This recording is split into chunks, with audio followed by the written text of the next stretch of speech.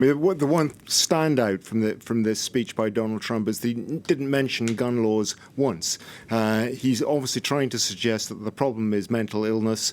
That's why he said we need to do much more to have red flag legislation into place so that we can spot people who are potentially dangerous, whether they're mentally ill or whether because of the sort of stuff they've been writing on the internet, which she described as being part of the problem as well. There has to be more legislation to crack down on what is written on the internet, and said there will be tougher legislation, including the death penalty for the sort of terrorism that we've just seen here. And he's spoken about what effectively amounts to sort of white supremacist terrorism. And he said too, this is a little bit of a departure for him, that we have to stop this sort of hate crime. There is no place in our society except for this sort of hate crime.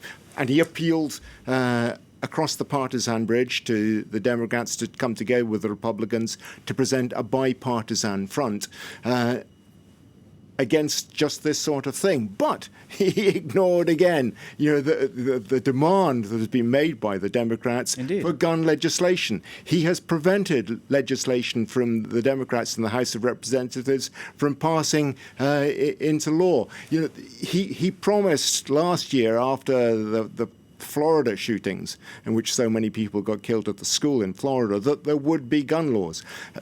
Didn't happen.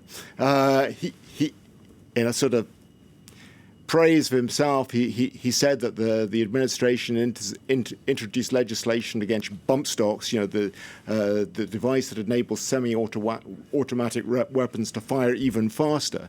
But that really is the sum of it. There's nothing more than that that's been put into place. So I think most people will react with disappointment. Certainly Democrats will not be impressed by it. They won't be impressed by his appeal to go across the divide and act in a bipartisan manner, unless he's going to come up with something more than this, and to try to pair, as he did in a tweet earlier in the day, new legislation with anti-immigration legislation is clearly not going to go down at all well.